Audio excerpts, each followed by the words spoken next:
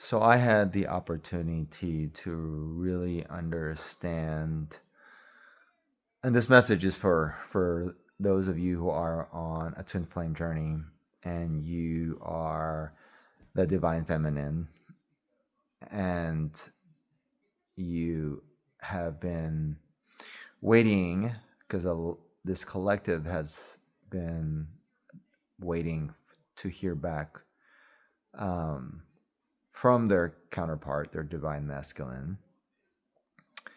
Um, but we are all in different stages. But there's a majority of us that went through um, the healing process last year, 2025, and so a lot of us are at a point where we actually have detached and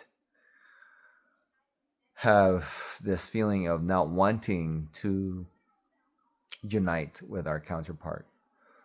And when you are on that, when you feel that way and you're on that stage, that phase of the twin flame journey, then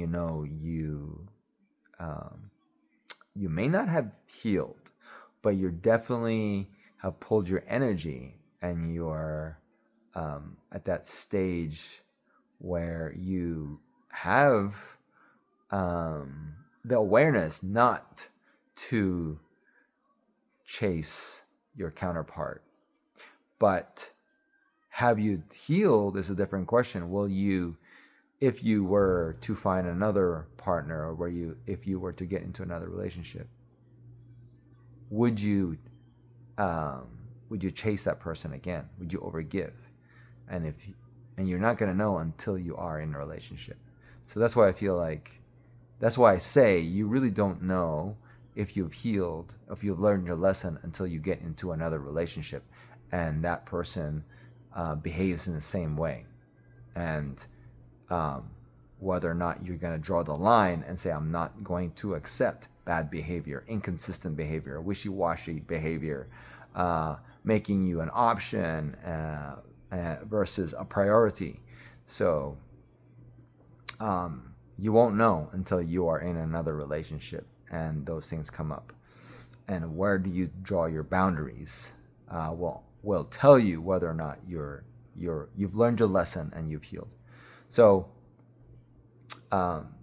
if you are a divine feminine and you have retracted, pulled your energy back, you're focused on yourself, and you are not wanting to unite, but you will still feel their energy tugging at you. You still think about them because they are thinking about you. They are really thinking about you, especially during this holiday. You probably most likely have been feeling their energy, and they have been on your mind. And so don't make the same mistake they do, which is cover it, uh, face it. Don't try to soothe it by not facing the feelings, right? You want to face it, you want to acknowledge it, you want to surrender, and then give it. Yeah, you want to give it back to the divine, the universe. And when you can love yourself and soothe yourself lovingly, not by meeting another person to soothe the pain, but rather be still in your space and actually be alone, and feel it and give yourself that love, not to someone else. Don't meet someone else. Don't go out to go meet someone else intentionally so you can soothe the pain. Sit with the pain, acknowledge it, and love yourself. And the way it's helped me is to really understand what it takes to love yourself, to give that love to yourself, is to see yourself in third person, to see yourself as separate from you, and look at yourself in the different stages of your life, and the stages in which you abandon yourself, in which you gave more to people than yourself. And then when you can detach yourself from yourself and you see it, visualize it happening, the abandonment, the rejection, the making you an option versus a priority. Visualize you in those different stages of your life that it's happened to.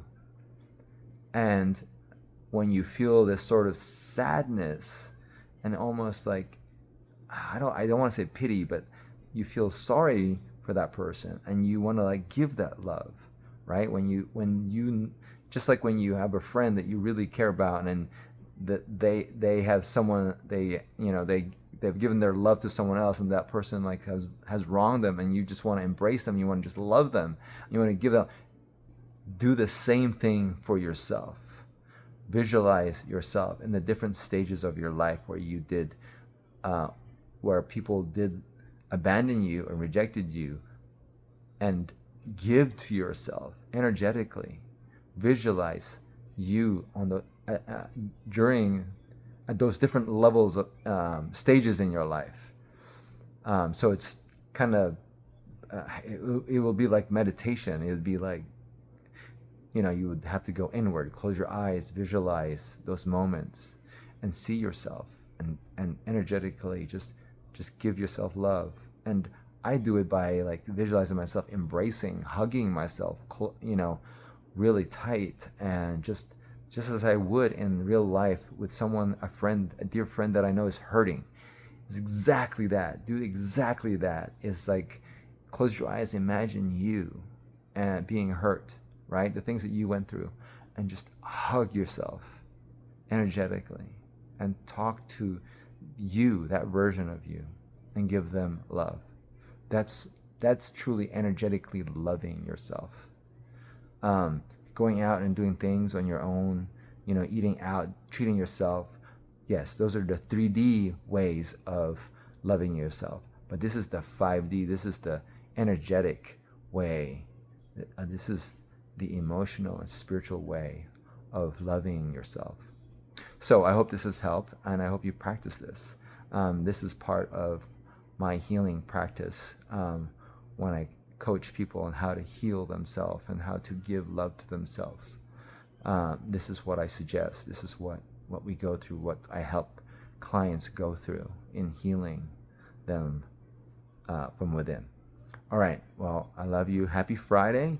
Thanks for watching. Remember, you are cherished, adored, loved, and created in God's image. Therefore, you are powerful. Thanks for watching. And please share, follow, like this video. And like I said, share it with anyone that you feel it would resonate with and that could be uplifted with this message.